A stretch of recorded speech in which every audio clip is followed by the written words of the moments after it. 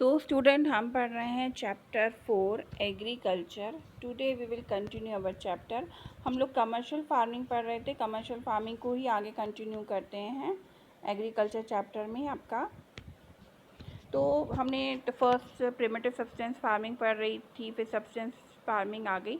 Next is आपकी commercial farming. इसमें high degree of seeds का यूज़ किया जाता है, केमिकल फर्टिलाइज़र का यूज़ किया जाता है।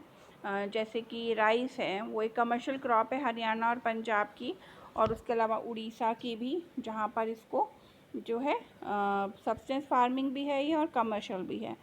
सब्सटेंस क्रॉप भी कहलाती है क्योंकि वहाँ की लोकल क्रॉप्स है और लोग उगाते हैं इसे, और इसलिए भी पैदावार की जाती है कि उसे कमर्शियली यूज़ किया जाए। Plantation is also a type of commercial farming.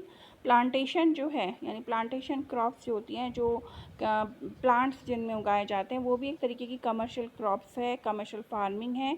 In this type of farming a single crop is grown on a large area. इस तरीके की फार्मिंग के एक क्रॉप यानी एक फसल को बड़े एरिया पे बोया जाता है। The plantation has an interface of agriculture and industries.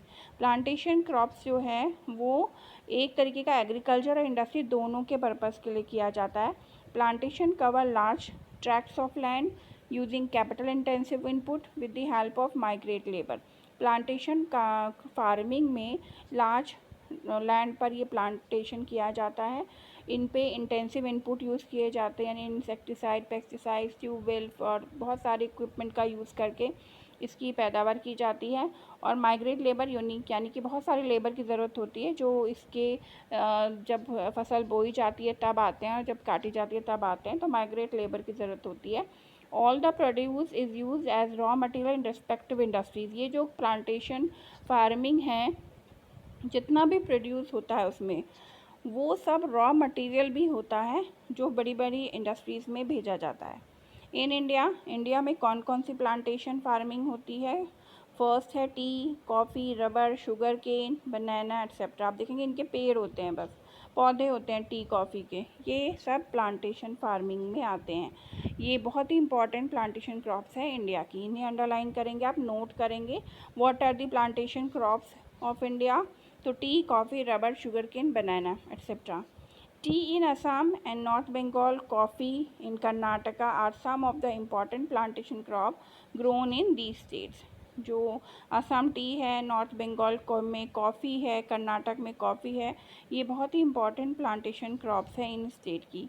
Since the production is mainly for market, a well-developed network of transport and communication connecting the plantation area, processing industries and market plays an important role in the development of plantation.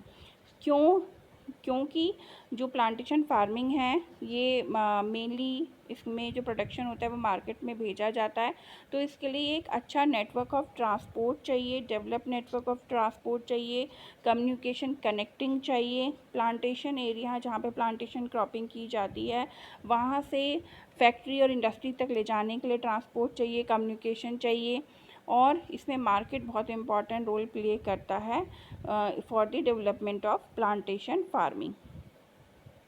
Next is cropping pattern, यानी India में कौन कौन से 3 crops हैं, कौन कौन से cropping के पैटर्न हैं, कौन कौन सी कृषि या खेती की जाती है। You have study the physical diversity and plurality of culture in India. आपने पढ़ा है कि इंडिया में फ़िज़िकल डाइवर्सिटी है, यानी यहाँ पे सीजन्स हैं और उसके अलावा यहाँ पे एरिया भी डिफरेंट है, माउंटेन्स भी हैं, सैंड भी है और मॉइस्चर्स एरिया भी हैं, डेजर्ट भी हैं, प्लेट्यूज भी हैं। These are also reflected in agriculture practice and cropping pattern in the country। तो फिज़िकल डाइवर्सिटी जो है वो इंडिया के एग्रीकल्चर प्रैक्टिस में भी देखी गई है, और यहाँ हमारे कंट्री का जो सीजन्स हैं, जो मौसम हम जिसे कहते हैं, उससे भी क्रॉपिंग पैटर्न डिफरेंट हो जाता है। Various type of food and fibre crops, vegetables and fruits, species and condiments etc. constitute some of the important crop grown in the country। हमारे यहाँ के डिफरेंट टाइप के जो फूड हैं, उसके अलावा फाइबर क्रॉप्स हैं, वेजिटेबल्स भी हैं, फ्रूट भी हैं, मसाले भी हैं, खड़े मसाले भी हैं, बहुत सारी चीज़ें हैं, वो सब बहुत इंपॉर्टेंट क्रॉप हैं जो हमारे कंट्री में बोई जाती हैं। India has 3 cropping season. India में 3 तरीके की फसलें उगाई जाती हैं जो हैं रबी, खरीफ एंड जैद। ये आपने सुना भी होगा। 3 क्रॉपिंग पैटर्न है इंडिया का, रबी, खरीफ एंड ज़ैद। सारा क्रॉप्स इन तीनों क्रॉपिंग सीज़न के अंदर डिवाइड किया गया है। और ये क्रॉपिंग जो है वो सीजन्स और फिज़िकल डाइवर्सिटी के हिसाब से इंडिया में है। कल हम पढ़ेंगे रबी क्रॉप्स, आप इसको पढ़ के रखेंगे।